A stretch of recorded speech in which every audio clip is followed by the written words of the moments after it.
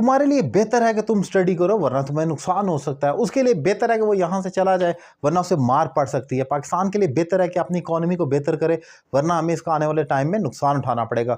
तो इस किस्म के फिक्रे कि जब हमने कोई स्ट्रॉन्ग रिकमेंडेशन देनी हो और हमें मालूम ना हो कि हमने क्या कहना है, तो वहाँ हम अक्सर कंफ्यूज हो जाते हैं शुड के साथ, क्योंकि शुड भी ऐसा ही है, पाकिस्तान शुड डू इट और Pakistan had better do it. दोनों में क्या फ़र्क है, इंपॉर्टेंट टॉपिक डिफाइन करूंगा, एंड तक आपने देखना है, आपका कंसेप्ट क्लियर होगा।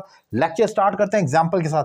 हैड बेटर डिफाइन करता है कोई एनीथिंग जो आपको करनी चाहिए, शुड डू समथिंग, कोई चीज़ जो आपको करनी चाहिए, अदरवाइज वरना आपके लिए मसला हो सकता है। हैड बेटर में स्ट्रॉन्ग रिकमेंडेशन होती है और डिफरेंस ये है शुड से कि यहां अगर आप नहीं मानते हैं तो आपके लिए मसला होगा वरना।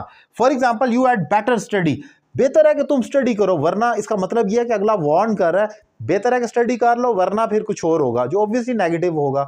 तो यहां पर अगर मैं कहता हूं यू शुड स्टडी, तो फिर इसका मतलब है कि आपको स्टडी करनी चाहिए, कोई बड़ा नसीहत कर रहा है, कर लें तो फायदा है, ना करें तो कोई मसला नहीं है, मैं कोई डरा नहीं रहा, वार्न नहीं कर रहा, अदरवाइज नहीं कर रहा, सिंपल एक बात कर रहा हूं। तो ठीक है, आपको समझ आती है तो आप उसको ओबे करें। लेकिन अब आते हैं जरा शुड की तरफ। शुड जो होता है ये सिंपल एडवाइस या रिकमेंडेशन होती है, इसमें कोई आपको डराया धमकाया नहीं जाता। For example you should do something या यू शुड स्टडी, कोई भी काम आप कर लें, अदरवाइज कोई मसला नहीं है, it doesn't have any warning, इसके अंदर कोई वार्निंग का एलिमेंट नहीं है, कोई डराया धमकाया नहीं जा रहा, आपको थ्रेट नहीं किया जा रहा, बल्कि एक नसीहत की जा रही है आप ये काम करें। लेकिन अगर वही काम आपने किसी को इस सेंस में कहना है कि तुम्हारे लिए बेहतर है कि तुम ये करो, यानी कि उसको डरा रहे हैं या उसको वार्न कर रहे हैं कॉन्सिक्वेंसेस से, तो वहां पर आपने शुड नहीं कहना, बल्कि वहां पर आपने हैड बेटर का इस्तेमाल करना है।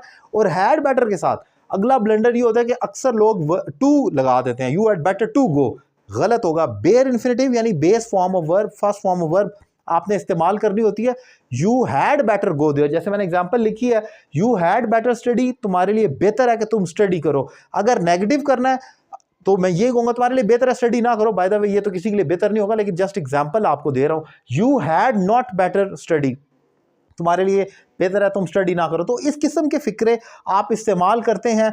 सिंपल और आसान लफ्ज़ों में बताऊं, रिपीट करूं तो हैड बेटर स्ट्रॉन्ग रिकमेंडेशन के लिए जिसमें आप नसीहत करते हैं, थ्रेट करते हैं कि तुम्हारे लिए बेहतर है कि ये काम करो वरना फिर कुछ उसके कॉन्सिक्वेंसेज होंगे। लेकिन शुड सिर्फ एक रिकमेंडेशन है जो अगले को माननी चाहिए, इसमें उसी का भला है। सो एक इंपॉर्टेंट टॉपिक मैंने डिफाइन किया। लेक्चर कैसा लगा अपनी राय का इजहार करें, और अगर आप मुझसे ऑनलाइन इंग्लिश लैंग्वेज कोर्स करना चाह रहे हैं तो एक रीजनेबल फी पे कर पाकिस्तान में या पाकिस्तान से बाहर किसी भी जगह से आप मुझे ज्वाइन कर सकते हैं। नंबर आपके सामने स्क्रीन पर मौजूद है। Thank you very much.